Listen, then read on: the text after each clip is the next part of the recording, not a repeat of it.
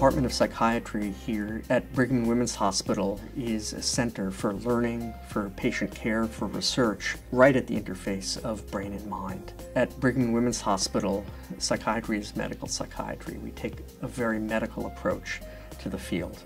We're very interested in the pathophysiology underlying psychiatric illness, medical illness, and the intersection of the two, as well as the psychological and psychosocial factors that are involved when patients suffer both with a medical condition and with some sort of psychiatric disturbance.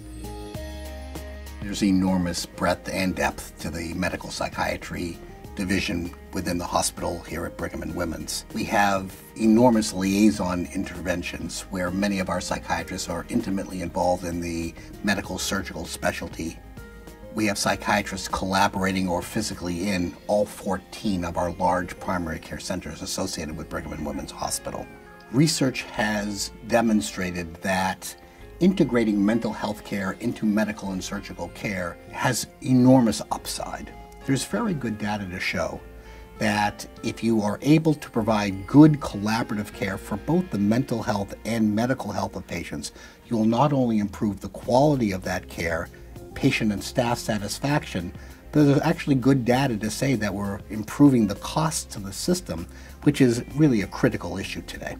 The psychiatry department at the Brigham and Women's Hospital really is engaged in the full spectrum of research.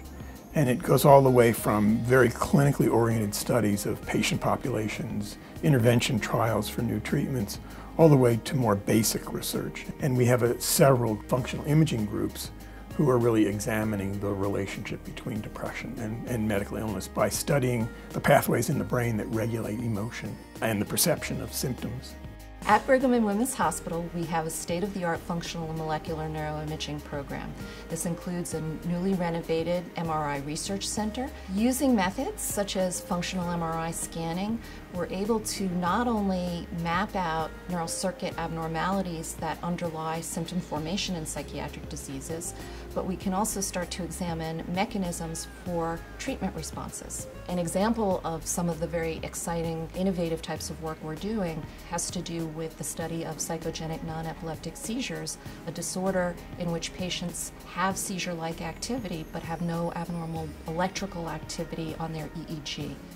The collaboration between neurology and psychiatry is a particularly strong point of emphasis here at Brigham and Women's Hospital. I'm currently in my 6th year of dual psychiatry neurology training. It's been a fantastic opportunity to think about patients at the interface of psychiatry and neurology and really blur those artificial lines to think comprehensively about patients with disturbances and symptoms that are behavioral, affective, and perceptual.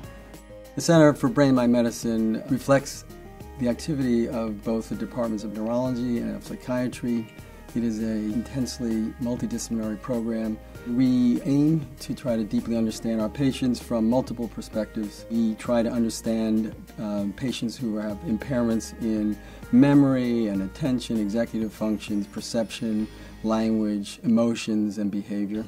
At the Brigham, we're taking a multidimensional biomarker approach and pairing that with targeted therapeutics and trials to be able to really offer new possibilities for patients who suffer with illness at the interface of medicine and psychiatry. Women's mental health is a central component of our activities and a cross-cutting component.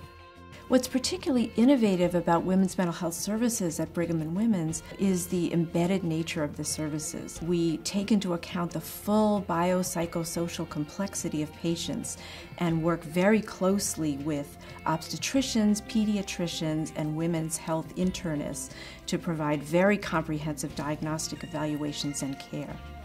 When a woman is pregnant and then giving birth, so many things about her body and her social context are changing all at once, and all can affect her mental health.